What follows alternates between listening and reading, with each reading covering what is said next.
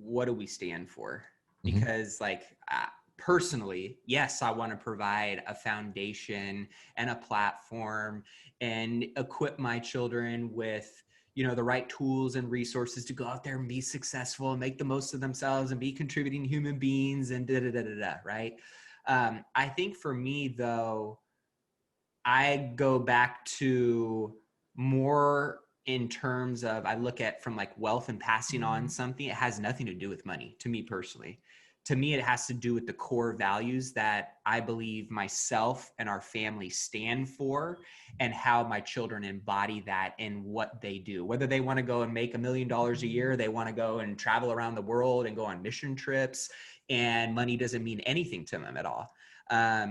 To me, it's staying in alignment and congruency with the core values, and how clearly, one, did I communicate to that to them, and two, how clearly did I live that myself? Charlie Conley, thank you, man, for producing this podcast. You are a badass mofo. All right, here we go. Little break. Matty A, thanks for making time today, brother. Dude, anytime I get to kick it with you, man, and have some conversation, it's going to be a good one. I remember, and I've probably told you this a bunch of times, it's just so fun to think back on the moment when Tim Rode introduced me to you. Yeah. And I remember so clearly him telling me about you. And I remember just this, like, he just couldn't wait to tell me about who you were and how much ass you were kicking in the world. And he's just like, he's one of us, dude. He's like, he's a nice guy who's kicking ass. And, I just remember it so well. Oh, did I lose you? No, you're there. Oh, sorry. It looked like my screen just disappeared for a second. Well, I was just smiling so hard, I might have been. It looked like you broke fucking Zoom, dude. You broke Zoom. Anyway, well, dude, I just remember that so well. And that was years ago, and it's been fun to watch your journey, and congrats on all the success that you've had and building your family, most importantly. Like, I love seeing the pictures and the videos. Success right there. Yeah, it's really cool, man. So I was excited to get you on the show to talk about wealth, because it's an area where you've focused attention and you've had success.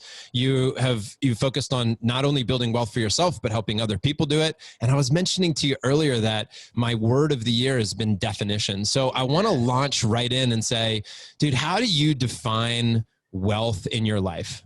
Yeah, so it's interesting because I realized, and fortunately enough, by being around people like you and Tim and other people that were further down the road than me in their careers and their wealth building, when I kind of became intentional about it, I realized the definition of wealth that I was chasing really wasn't my definition of wealth. And also, as life evolved and seasons changed and transitioned from one into the next, because in early 20s, I was making really good money. And, I thought that was really kind of what defined me, and it was very ego driven. And then I saw people that were not only kind of millionaires in their bank account, that were very bankrupt with their health, estranged from their wives. They barely spent any time with their kids. They didn't give back to any cause or charity outside of anything that was going to benefit them.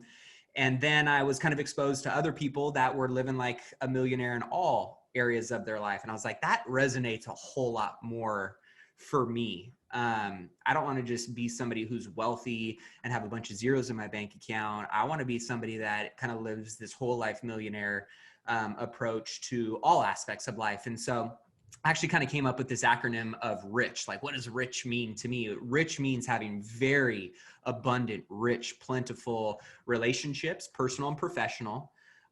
For me, I have solid income, my JOB, or what I work hard for every single day. I have growth and no ceiling on what I can make there, as well as the ability to take that income and invest it wisely into passive income investment vehicles that over time kind of create that generational legacy wealth.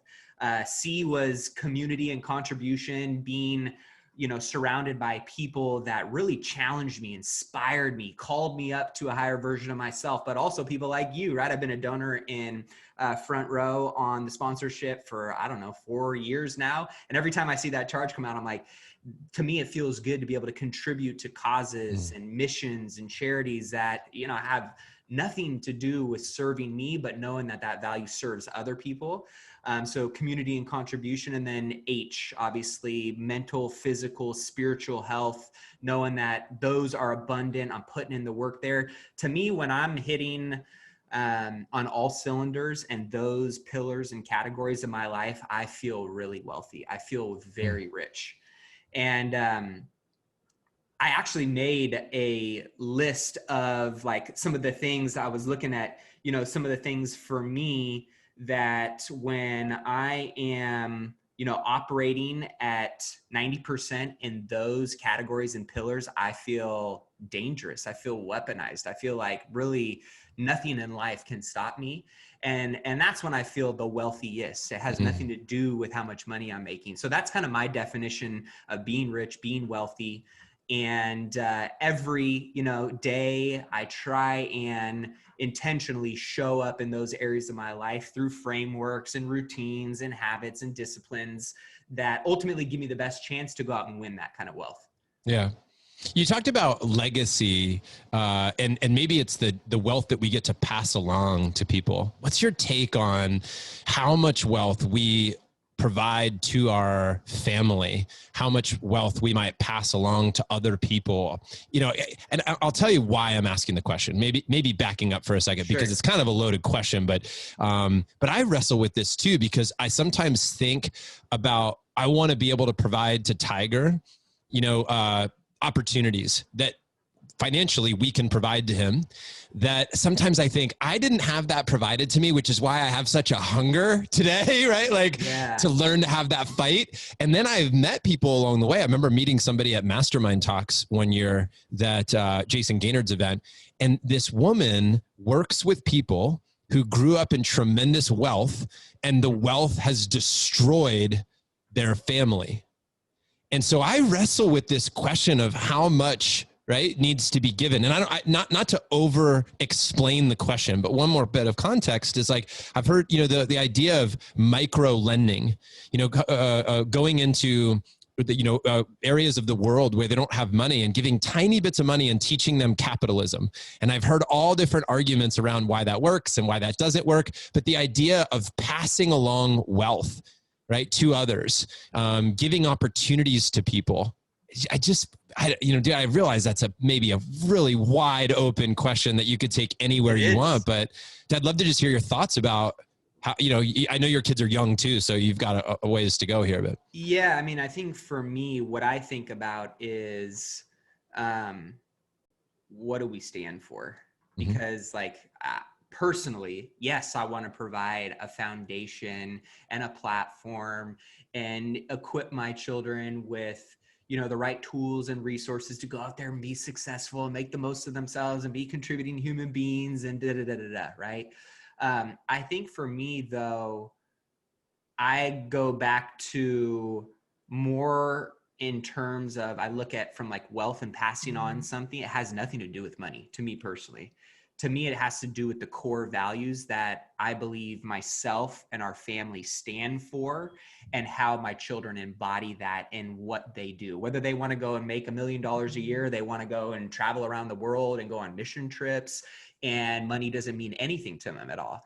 To me, it's staying in alignment and congruency with the core values, and how clearly, one, did I communicate to that to them, and two, how clearly did I live that myself? And so to me, I think that's way more important from a legacy perspective, because at the end of the day, again, my definition of wealth may not be their definition of wealth. Yeah. Your definition of wealth may not be Tiger's definition of wealth. And so it's not my responsibility to instill that in some context that they are required or entitled or expected to carry that on.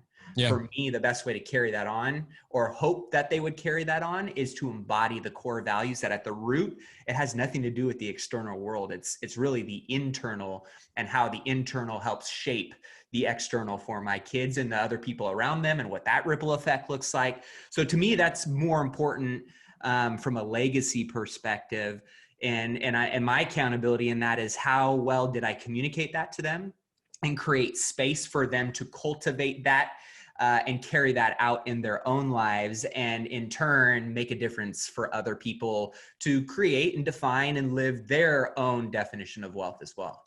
Would you say, are your family values that of the rich life? Is it relationships, income, community, and health, or are they different? No, they're different. I'm actually looking at them right now because I had these up and we have them on our wall in our house, and it's growth, respect, integrity, gratitude, attitude, accountability, appreciation, leadership, and love. Mm. And we have them like, kind of a sentence written after each one. But it's funny because now I communicate to my kids, I discipline, I acknowledge, I celebrate in terms of our core values. So it's funny, like the other day, Marie and I got into a little tiff. No, come on. I know, right? What? No, we don't do that shit. And my daughter walks up and she goes, guys, we treat ourselves and others with love, kindness, and respect. And what I realized, I was like, one, I caught myself, right? And two, I was like, fuck yeah, Ella, like that's awesome, because my daughter is policing her parents on whether or not we are in alignment and living and fulfilling our core values as a family, right? Yeah. So it's really cool when you have that clarity. It's great because now we can hold each other accountable to being that authentically, right? Not just like the audio saying one thing and the video displaying another, making sure, like for me, congruency, synergy, alignment, as woo-woo and out there as it sounds, which I'm not really that kind of guy. At the same time, I am that guy. And I've become that guy because I realize that when I'm congruent, I am very dangerous from the perspective of I can achieve a whole lot of shit in business. I can make an impact in relationships. I can help people at a higher level. When I'm in congruency and I'm in synergy with what I stand for and what I believe in, I really feel limitless. I feel very, like the Terminator sometimes. And also when I feel like I'm in a rut or I'm, like something's not right, my energy's low, or maybe I'm feeling a little depressed or down, I often go and look back and reflect on how in alignment am I with my core values and what I say I stand for, or what I do and don't do.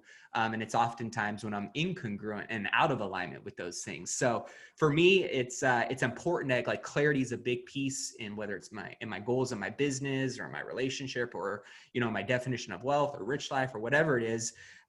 Because that helps me say yes to the right things, no to the wrong things, know when I need to course correct, know when I'm killing it and I should double down and lean in harder and try and peel back another layer.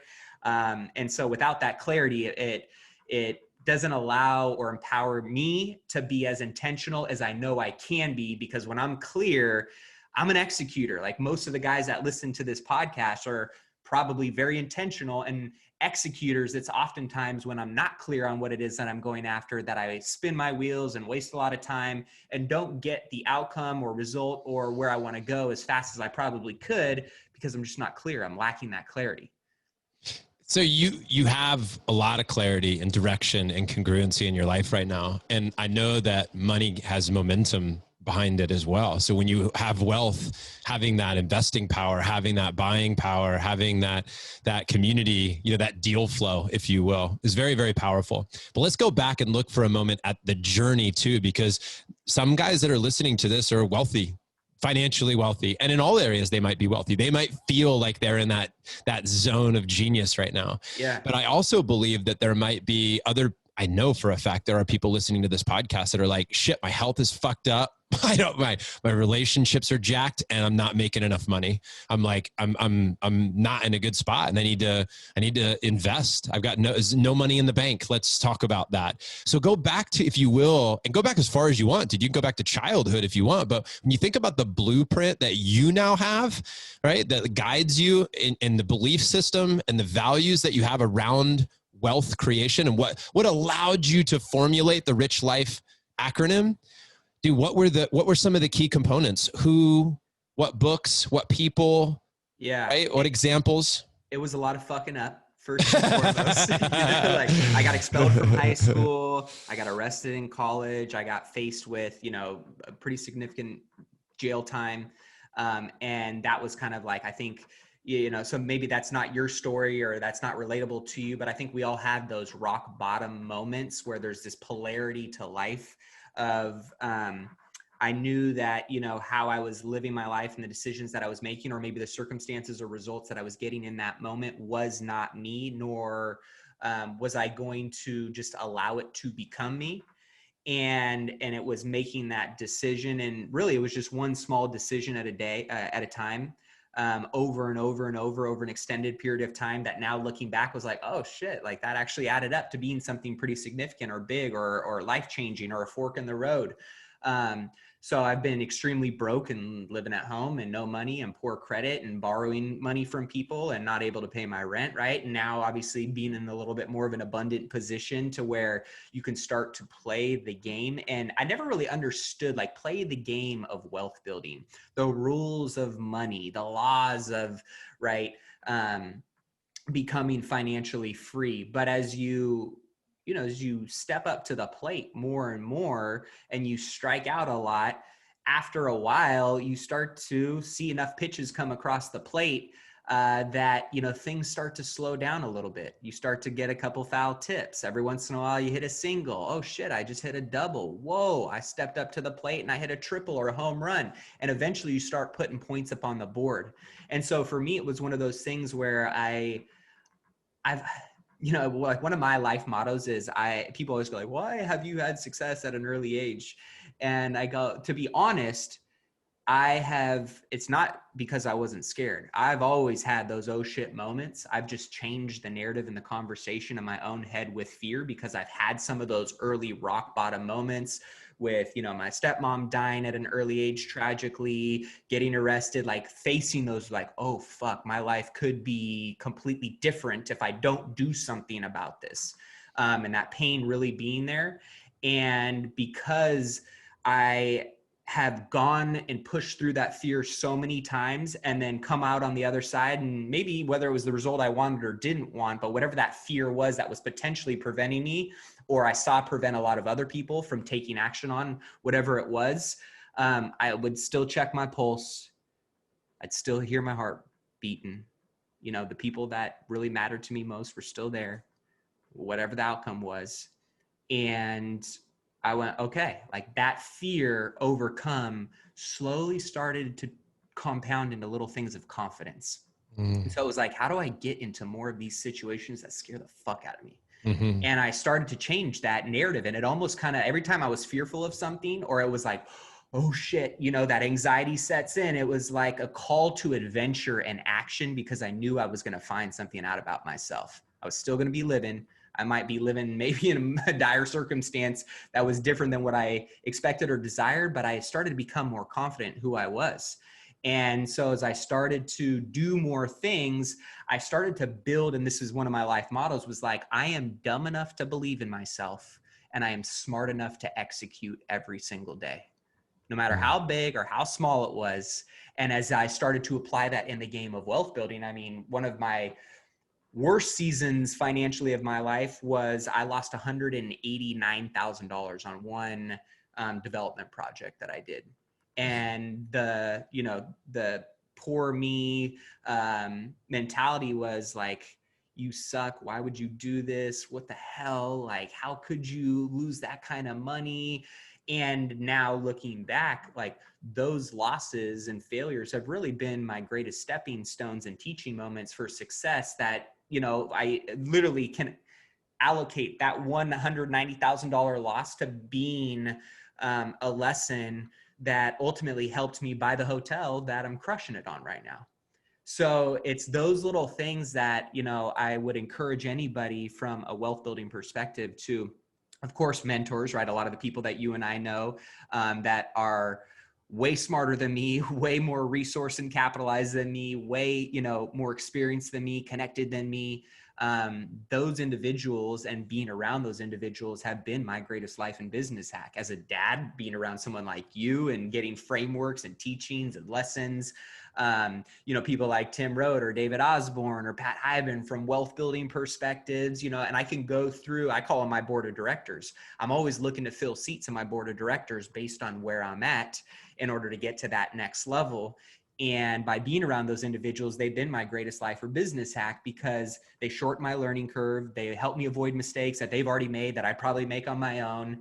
And I just try and be a student in life and business every single day that ultimately puts me in a position to learn and grow. And I'm always, this is the one thing, I'm always looking for my next teacher. Like, it's my job to go out and find who that person is. It's nobody's job to come teach me how to have great sex with my wife, or to, you know, be a great father and be present with them, or to go find that next investment opportunity that's going to make me a 50% ROI. It's nobody's job to teach you, to empower you, to put you in positions to win, but yourself.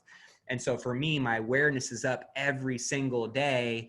And ultimately, how I gained that awareness was just by being a fucking lazy slob for so many years of my life, that the pain was so, you know, excruciating, that I was like, no, like, I am going to make a choice about this. And it was just finding those little decisions that when I made them, I knew that they were like the lead domino that swung the pendulum back in the other direction. Where that was going to go, I don't know, but it was different than the direction that I was going in.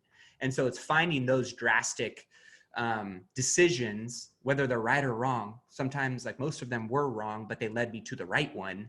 It was making something a decision that drastically changed the momentum and the direction that I was going in, that I did not like or want. Let's talk lead dominoes for a minute. I love that. I was just thinking about our mutual friend, Jay Papazan, right?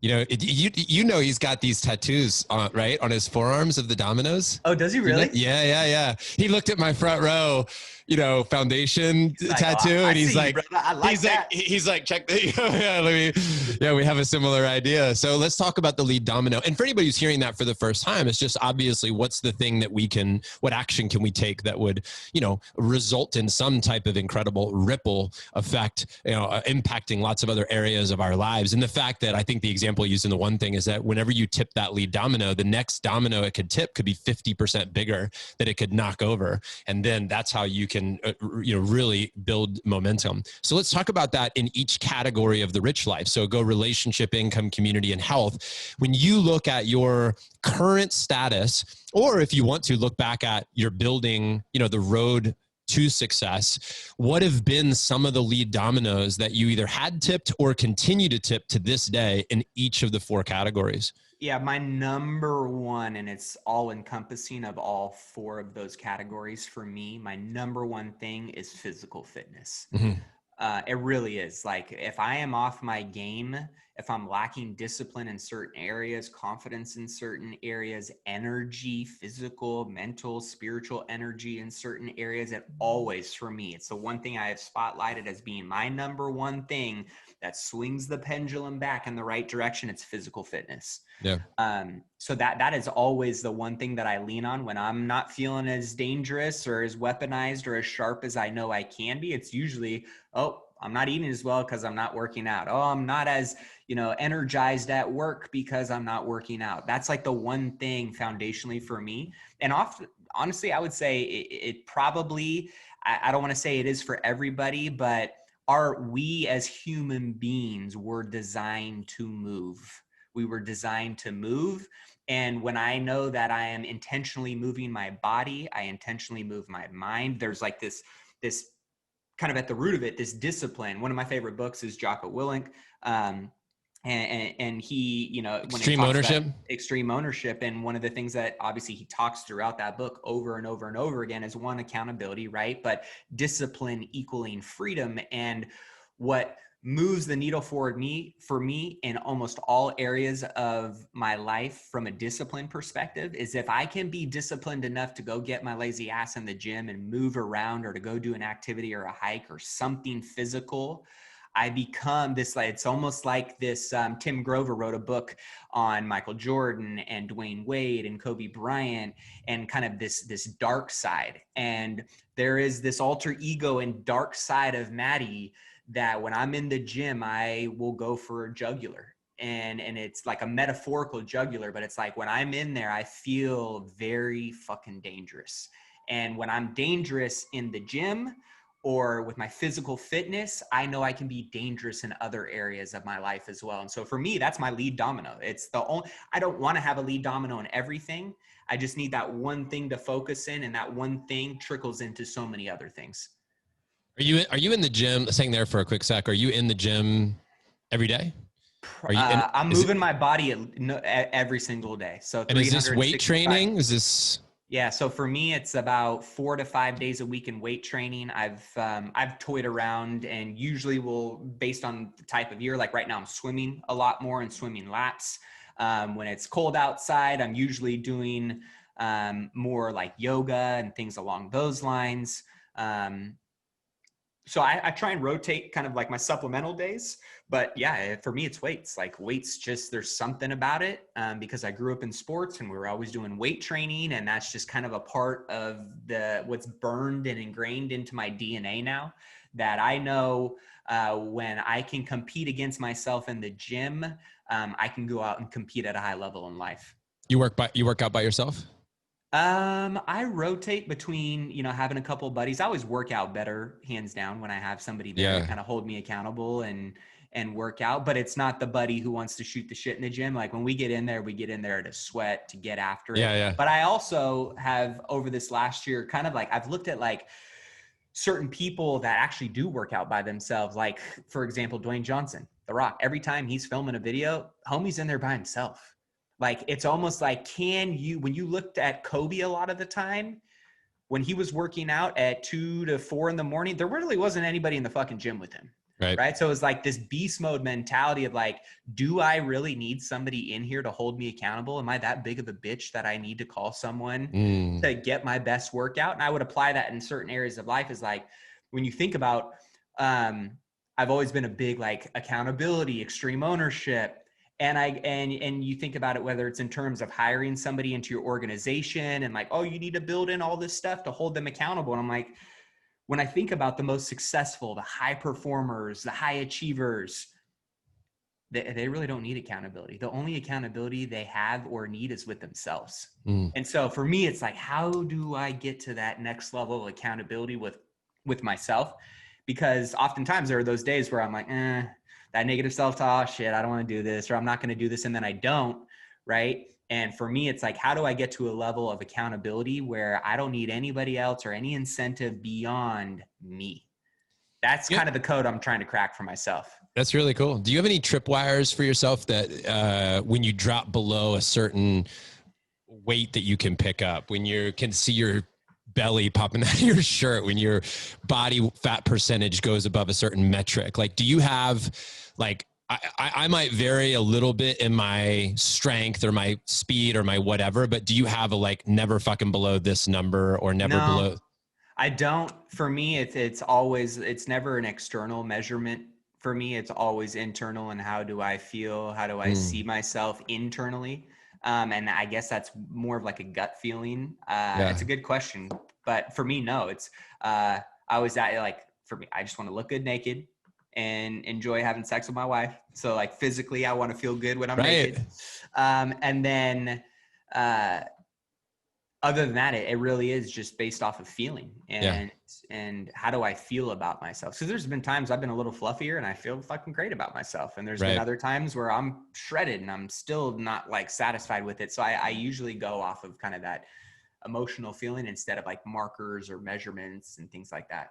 Yeah, that's Good cool, question. man. I've never really thought about that. Yeah, I definitely have a couple of those, and I listed them actually as my examples. Like body fat percentage. Body fat percentage is one that I watch because I just think that's an indicator for me that keeps me on track. And if I see it trending in the wrong direction, I'm like, yeah, that's probably because I'm fucking eating ice cream at 9 o'clock at night. You know, I need to maybe dial that down a little bit. But the other one is just, there's been times when I've looked in the mirror and I could see my my stomach was pushing out maybe even further than my chest. And I was like, that's fucked up, man. If my stomach is pushing out further than my chest, I gotta do something about that. Yeah. I would say, because I have never swung too far in one direction or the other, I've always kind of been like a slow and steady kind of guy. Yeah. If I had more extremes in my life, I probably would be tracking those things more. Yeah. And I know a lot of friends and mentors that do. Had a lot of fucking extremes. I'm 169 right now, and I've been 187 And that was a different body, but I also was drinking. I'm not drinking at all right now. I gave up. Oh, you're clean right now. I gave up booze. Well, forever. I gave up booze 2 years ago, and I just woke up one morning and I was sitting down and I just thought that was a fucking great ride, but I'm done. I just don't want to do it. Why? Oh shit, that's a big. I mean, it's really not that big. I can make it big, like I can make the story big, but the reality is it just was not helping me. Like at one point, you could say it helps you, it helps break the ice, and you know, you adds a lot of joy to your life, and all these things. Like I could make 1,000 excuses why it was not excuses, by the way, 1,000 real reasons why I enjoyed it and why it was great in my life. I just had enough reasons why it wasn't great in my life, and when that scale tipped and I became conscious of it, I was like, I can't consciously do this anymore. And mostly because I'm an all-in kind of guy. I wasn't crashing cars and getting DUIs, but I was definitely abusing alcohol for sure. I was drinking way more than I should have. I'm also, you know me, dude, it's like I'm always ready to make a front row moment. So it's like, dude, I would anytime, it would be like, it's a Tuesday. How can we not open up the best bottle of wine we have? It's a fucking Tuesday, right? We made it through Monday. Tomorrow's Wednesday. It's like, I mean, I was the best at just making front row Tuesday. I was the best at making excuses of why to bust out the best bottle of cognac or the best tripel Belgian. You know, it's like I was good at that. I was really good at that. So now I just needed a new way of looking at moments. What happened was I was creating moments with alcohol, but I was also losing others. Yeah. You know, and for every moment I would create with alcohol, I would lose another one because of energy or whatever. It was just you know. Maybe it was like, I just looked at it and I said, you know what? The first half of my life I drank, and the second half of my life I'm not. Yeah. And I'm going to have just as much fun. I think those moments of awareness too, where you feel empowered to make a decision. Yeah, that's it. Decisions. And you truly follow through on it. Yep. You know, that's ultimately where I think for me, I try and get to a place where I don't say one thing and then do the other, because then there's this friction that I really feel internally, and it shows up everywhere. Yep. Yeah, and no doubt. Like, kudos to you for doing that. Thanks, man. I'm still cracking bottles on a Tuesday night. Just so you know. And what's great is that I'm glad I did. I'm glad I did. I don't regret any of it. I'm glad I did. And I mean, dude, I was at Osborne's house the other night, and you know what kind of wine he's drinking, dude. It's like, you know, this is the best wine in the world. Will you ever go back? You think you'll ever have a drink again? Right now, the answer is no. Yeah. But I know enough about myself to say that. Never. Yeah, I mean, I don't even want to say that. I just want to be comfortable saying I have no intentions to. Yeah. That at this moment, I don't have any intention to ever drink again. But I can't predict the future, so it is what it is. And I also don't want to. I don't want to be in the place where I feel like I'm actually bound to not drink because I somehow said, you know, all these people. I want to make it's a conscious choice for me, not for everybody else. Like, I just want to do it for me.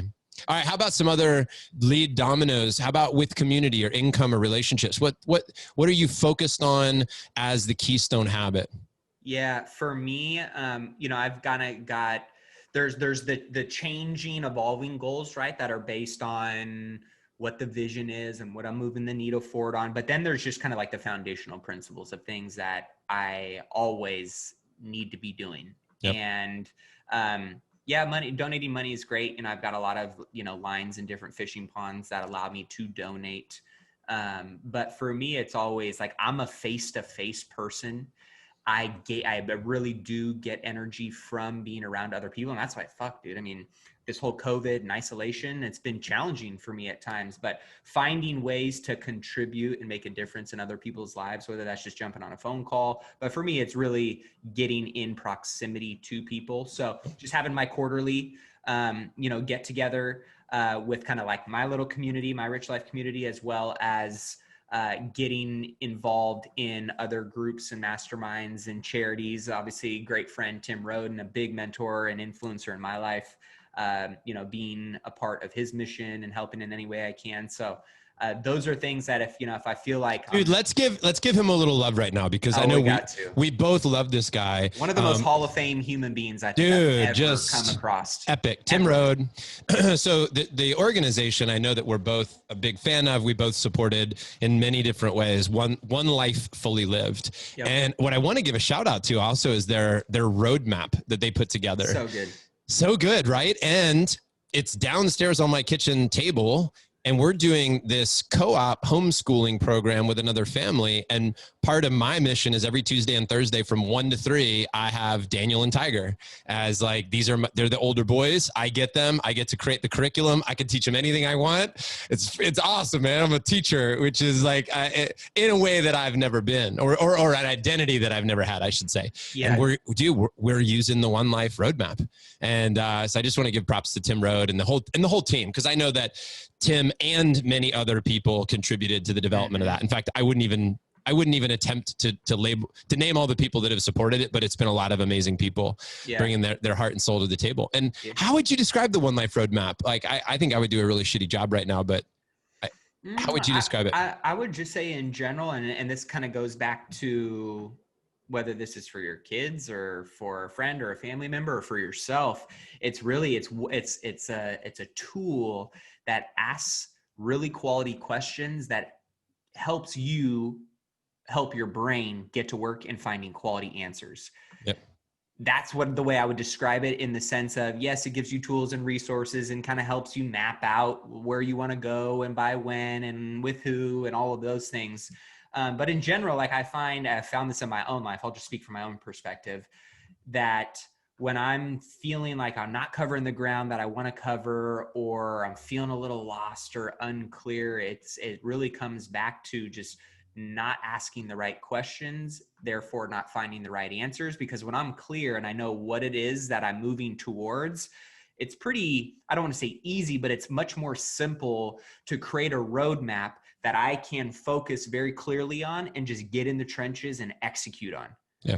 It's oftentimes when a lot of people don't have that clarity, like when I ask a lot of people, that whether I'm working or consulting with one-on-one, or, just friends or family member, like, hey, what are some of your goals next year? Or what are you working towards? Oh, I just want to make more money. Oh, I just want to have a better relationship with my wife. Oh, I just want to travel more. That's such an ambiguous, large, subjective answer. Like, if we could just like take it from a shotgun to a sniper and be like, I want to make another $50,000 in the next 3 months by doing X.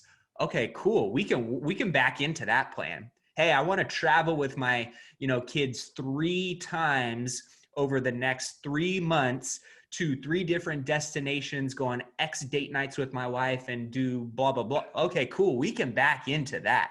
So it's one of those things where tool-wise, I think it just really helps you ask the right questions to put your brain in a state that allows you to go and find clarity in the things that you may be a little bit foggy in. When you think about questions that have helped you in the last 12 months, or mantras or statements, what comes to mind for you? One was, I was at like this men's group recently, and it was a pastor of a really big church. And I would consider myself more spiritual than religious, but I have definitely some religious aspects of my life. And, this guy is such a good teacher and such a good speaker. And one of the questions that he asked that I've really been asking myself a lot over the last, 30 to 45 days is, how emotionally connected are you to every person in your family? And what I identified was, I feel like my wife and I are great, but like I wasn't feeling like really, really emotionally connected to her. With the isolation and her having the kids at home, and by the time I get home from work, she's touched out. She's like, I need fucking like 2 hours to myself to not be a snack bitch and talk to anybody. And I'm like, cool, I got you. Right. And so it's like this whole, but we were still supporting each other. The love is still there. The passion is still there, but like on a deep, deep level. Cause when I'm emotionally connected to my wife, like my axes of my world, what I've found really does spin around my relationship with my wife. Yes. And when my relationship with her is really deep, really connected, really strong, really passionate, really congruent with the vision I have for what, a 10 out of 10 marriage and relationship looks like, that's probably one of my other lead dominoes. Probably it's fitness and my emotional and physical connection to my wife. If we're having sex and we're emotionally connected, watch out. Yep. And asking that question recently, it was like, man, I feel super connected to my kids, my mom, my dad, my friends, my employees. But that was like the one thing that kind of kept coming to the forefront for me. And just by creating that awareness, it has really, and we do something that we call the relationship recharge. So we ask 3 questions every Sunday. What did I do well this week? What could I have done better? What do you have coming up this week that I can support you in? And what I realized was we do it, and we were kind of like getting into that law of familiarity of like, oh, we're just going through the motions. Yeah, we're doing a relationship recharge. Cool. All right, fuck, let's go. And then, but we weren't really like putting in the work, and we weren't really showing up emotionally, physically, spiritually to that conversation, which when we do, we're weaponized as a couple. And as a couple, when we're weaponized, other areas of our life, our family, our business, things like that are very weaponized as well. And so that one question of how emotionally connected are you to the people who matter most in your life really put me back in a power position to go, man, I'm aware now that I am not that, and I am now empowered to be intentional about what I can do to get back to that. So that was a powerful question that has kind of come to the forefront for me the last, 2 months. Yeah, that's cool, man. How much quiet time do you get? Because as a guy who kicks ass, going to the gym, multiple businesses, you bought a hotel, you're like, you're on this podcast. Fuck, man. How did you make time? Right. But I really genuinely want to know, like, how much thinking time do you get? How much time do you feel? And the reason I'm asking, and again, at the risk of overstating the question, I'm asking this for a reason. And that is because I think a lot of guys are not emotionally connected to their wives or to their families because they're just so busy kicking ass. Yeah. That they're not breathing into like just allowing space to be connected. They're just doing shit.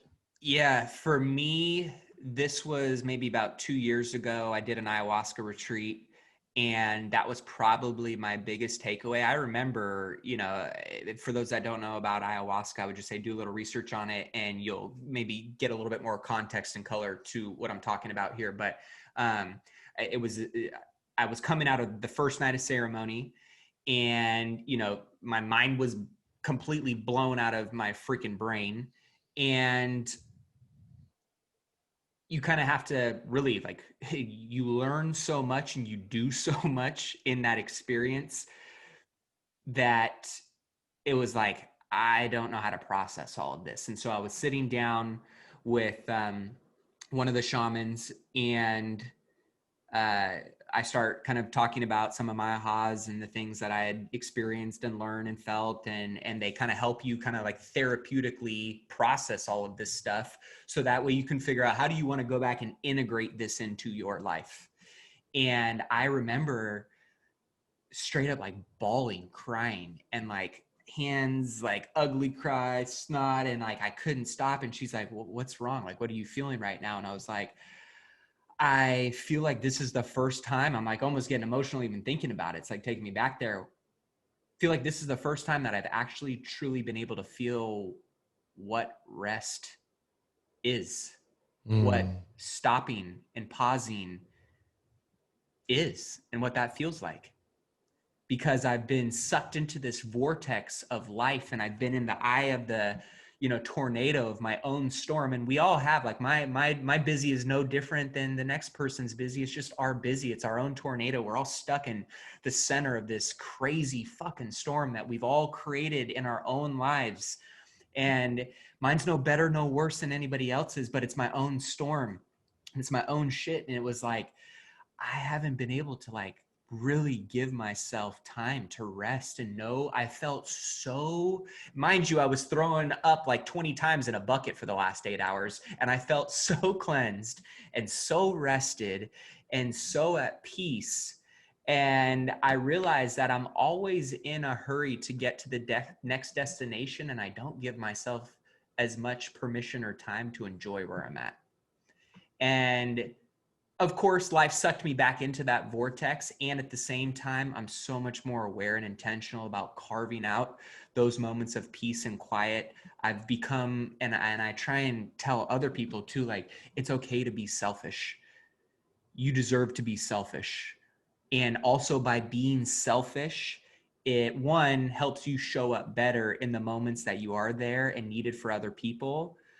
because you were selfish, as long as you're being intentional in those moments of selfishness. And two, it gives other people permission who really need it as well, like your wife or your kids or your friends or somebody else, to be selfish as well. Now, of course, there's a way of, in my opinion, being selfish and being useful and productive with that time that you're really taking for yourself and saying, fuck the world, fuck your needs, fuck this, fuck that, and really giving that to yourself. But man, as I've done more of that and gotten better at kind of building that bunker around those moments in time, it really has served me at such a high level. So I've got probably 2 or 3 times throughout the day. And if I could flip this camera around, you'll see my office, and I got this big, comfy, cozy couch. And I probably go and lay on that thing when I'm feeling anxious or I'm feeling tired or drained or whatever. I go and lay on that thing and I meditate, and I really give myself permission to just be and shut everything else out. Also, when I pull into my garage, part of my routine and habit now is I literally will sit in my own garage in silence for 5 to 10 minutes, because I know when I walk in that house, I'm going to have all kinds of hooks in me that are pulling me in 20, 30, 40, 50 different directions. And I'm okay with that. And I'm there to serve in that moment.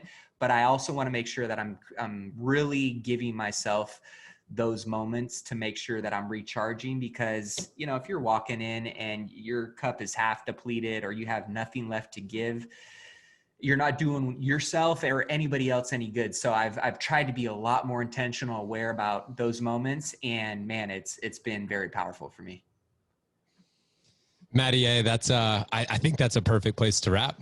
I think that final statement right there, that is a wonderful place to end this conversation. I don't want to end the conversation, for the record. Fuck that, man. I want to keep talking.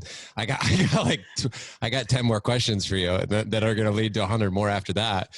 But I will say Round two.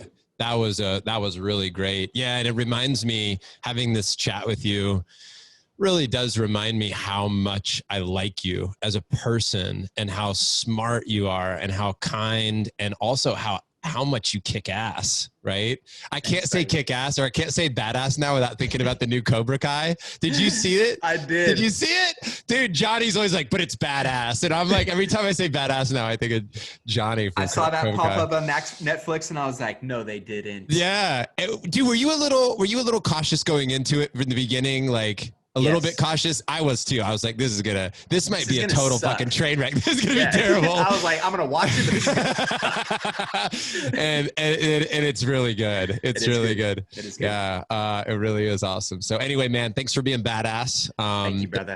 Thank you so much for taking time to share with us today. I think this is really helpful for me, and I hope it's helpful for everybody out there listening. Congrats, dude,